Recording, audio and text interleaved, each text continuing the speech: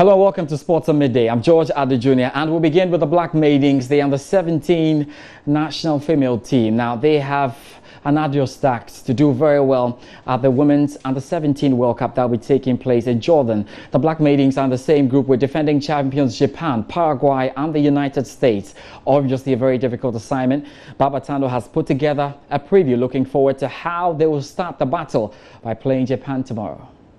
The Maidens have qualified for every FIFA Under-17 Women's World Cup to date. Their initial progress at the showpiece itself was slow and unspectacular, enduring group stage exits in each of their first two appearances in 2008 and 2010. Azerbaijan 2012 represented the team's big breakthrough, with Ghana becoming the first African team to reach the semi-finals, losing out to eventual winners France, before claiming third place with a 1-0 win over Germany. The Black Maidens made the knockout rounds 2 years ago in Costa Rica, having topped a formidable group that also featured the Germans, Canada and Korea DPR. They suffered a heartbreaking exit in the quarterfinals, going out on penalties to Italy after a thrilling 2-2 draw. With a formidable side led by their impressive captain Sandra Owusu-Ansah, Ghana should once again be a force to reckon with at this year's event. And while their last two campaigns have been successful and historic, Coach Evans Adote, himself a veteran of this competition, having taken charge of the Ghanaian side in 2014, has made it clear that surpassing these previous achievements will be their goal. But he must clear his first hurdle, which will be against a strong Japanese side.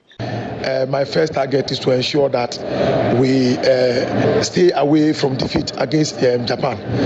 A win is okay for me, a draw is okay for me, but at the tail end, I want to the second round. That is my first target. In the 2012 edition, we saw Japan. They came up runners up, and the last edition they were the champions. This time round, I don't think. Well, looking at the tape I recently watched, I saw only two of their guests playing, meaning they have a new all-round team. But I have a tip from them. We are also looking at their strong and weak points, also to map a strategy against this particular game. The Maidens will play their first game tomorrow against Japan at the Prince Mohammed Stadium in Al-Zakar. Kickoff will be at 1300 GMT. We'll look forward to that and find out how the Black Maidens go through that competition that begins tomorrow.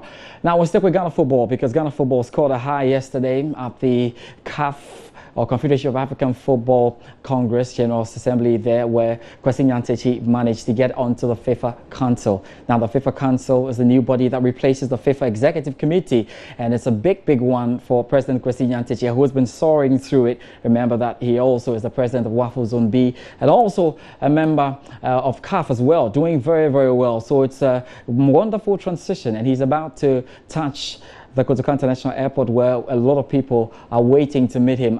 My colleague Benedict Owusu is right now at the Kotoka International Airport, and he'll be giving us a picture really of what's happening and how the place is looking like right now. Benedict, thank you very much for joining us. I'm sure we have loads of supporters, unions, officials, and all around. Can you just describe to us exactly what's the atmosphere is looking like ahead of his arrival? Absolutely, George. Lots of supporters, unions, as you rightly put, and also everybody.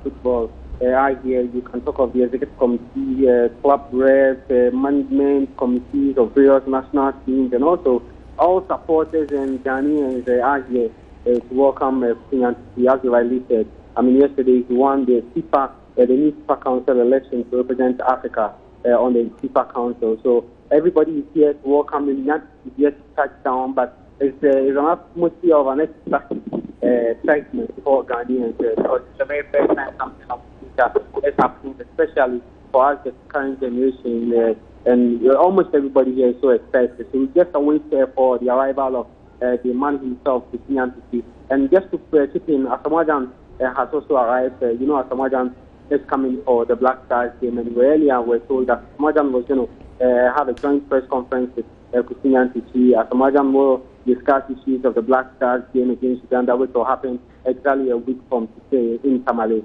And so as well as Nyantakyi, we'll talk about his allegations in football politics and Asamoah. So Asamoah, I met him, and obviously he is in very fine shape because yesterday, as you know, he scored 2 goals in their game against Al Jazeera. So today is some bit of Asamoah, but most importantly, everybody is here because of Kwesi Nyantakyi.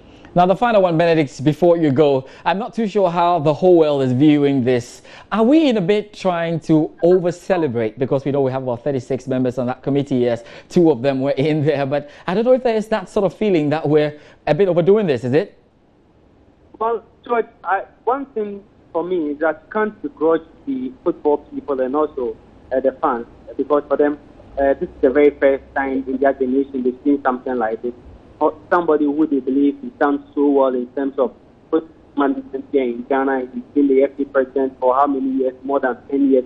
He's been a CAF on the executive committee and also has served on various committees. He's currently the U-17 president. So it's also that the people know what's happening, and especially when now he's the keeper.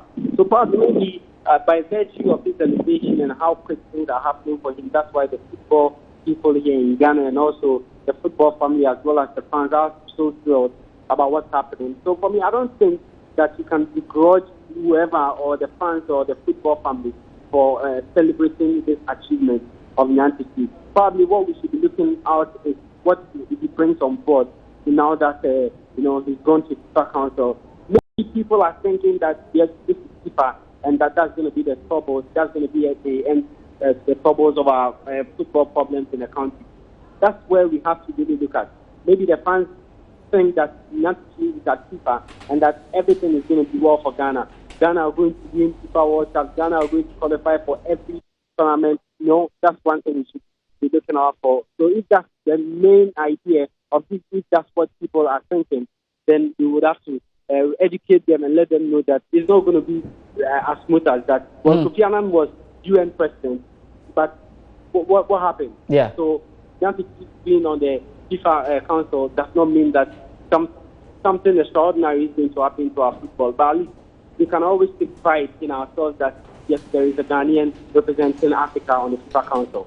All right. Thank you very much, Benedict Owusu. He's reporting from the Kotoka International Airport. In a few minutes, I'm sure Kwesi Nyantichi will make himself available, and loads of discussions will go. Expect the interviews as well. Captain Asamoah Gyan, as we've been told, has also arrived at the Kotoka International Airport ahead of the Black Stars game against Uganda. It's a 2018 World Cup qualifier in Tamale. So we look forward to all of that. Well, there are loads of issues that will come out of this. And as you know, Kwesi Nyantichi is only as good as 6 months. In March, he goes back to be re-elected.